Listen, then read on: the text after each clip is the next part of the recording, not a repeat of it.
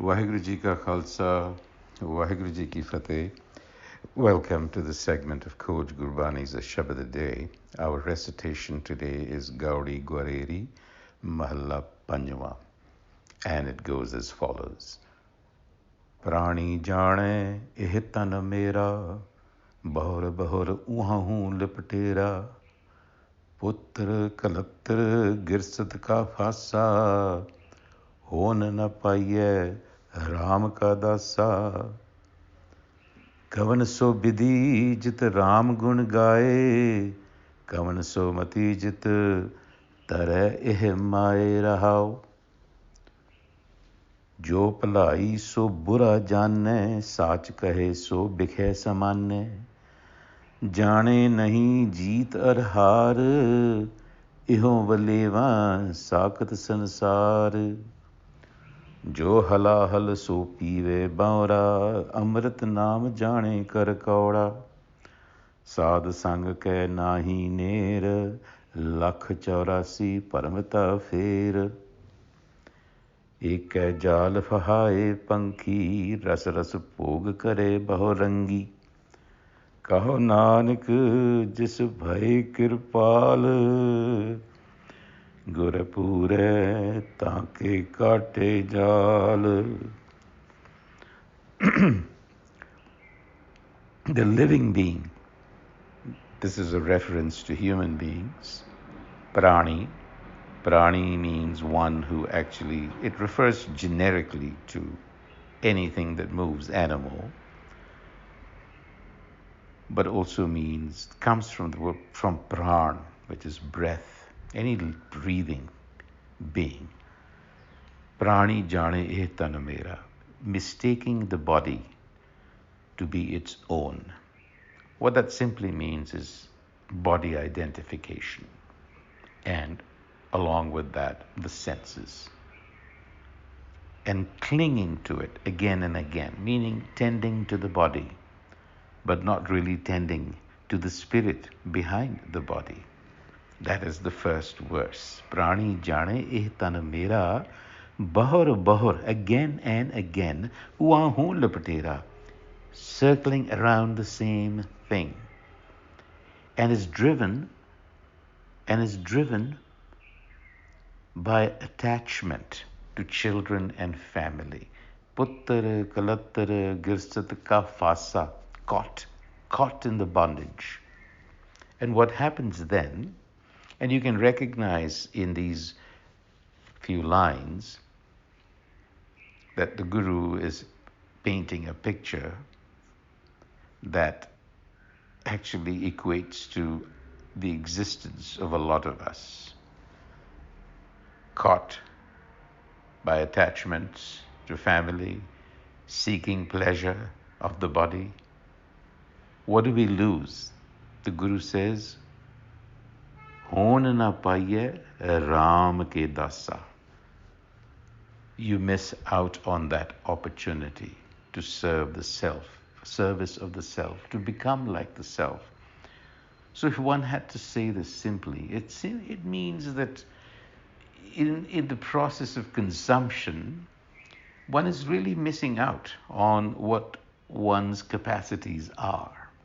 I mean, to put it very simply, that's what is going on with us. So the Guru asks the question in the Rahau, as he has been in the previous Shabads, looking for the way. The Guru asks, Kavan so bidhi jit Ram gun gaye, Kavan so mati jit tare eh maaye. So it is a two-part question. The first one asks, what is the way to sing praise to the virtues of the Ram self, Ram Gun Gai? And the second part says, what is the understanding that will ferry us across the ocean of Maya? Let's just spend a minute to see what this means. Kavan so bid jit Ram Gun Gai. Now, the literal translation, of course, is what is the way to sing praise to the virtues of the Ram self. So we should not confuse that to mean simple physical singing. But Ram Gun Gai, we would suggest, should be understood to mean by what method can we come into the presence of the self, be like the self. So Gun Gai should be seen broadly. And we know that in Sikhi, Kirtan is a foundational practice, and it does involve Sikhi. But Ram Gun Gai has a broader connotation, and it includes the development of qualities. Both of these activities go hand in hand. There is the practice of congregational singing, and there is the development of the self, of qualities. So they are not isolated from one another, but they are holistic. So that is the question. How do we do this? And now the Guru reverts again to our state of mind. This is how we behave, because he's referring to us in the sort of third person and says, Jo palai so bura janne, jo palai so bura janne. Who is this jo bura janne? It's us. He's speaking for us. Such is the state of the sakat. Eh valema sakat sansar. Such is the state of the sakat, the faithless, the cynical. Jo palai so bura kar manne. What is noble and of good fortune is ill-treated. And we'll see what that means in a second. Sach kahe so bikhya samanne. The truth is bitter poison to such an individual. Janne nahi jit ar har, and knows not what leads to victory and what causes defeat. Ihvalema sakat sansar. Such is the state of mind of the cynic. So what is being described here is the ego-haume state that we live in, our default conditioning. We miss the point of existence, which is palai, because it is a precious opportunity. It offers a great opportunity. Man tu jyot saroop hai, apna bol pachan. Gobind milan ki e teri bariya. Bhai parapat manukh dehuriya. So you have a human structure, a human apparatus. You have a wonderful opportunity, but jo palai so bura janne, you treat it wickedly. Ill treatment of what is very precious. So this is mistreating ourselves at a very fundamental level. Sach kahe so bikhya samanne. What is the Sach? The Sach of Gurmat. That to us is offensive to our ears. We rather choose not to pay attention to it, other than giving it lip service. Janne nahi jit ar har. We are ignorant. We don't know the way to victory or success. We think we do, but we continue and we insist on persisting with our erroneous ways. That is the condition in which we live. And then he goes on to say, Jo halahal su pive baura. So we are the bauras, the crazy ones. We drink the poison of existence. Amrit naam janne kar koda. The life-giving naam, self-knowledge, is bitter to us. Sadh sang ke nahi ned. Avoids the Guru, does not come near the teachings of the Guru. And then what happens? Gets trapped, like we all are, in a long cycle of delusion and doubt. Lakh chaurasi paramata fir. Lakh chaurasi, implying a long period of time where we live under the delusion of our own thinking. Now, just want to spend a few seconds on the term halahal.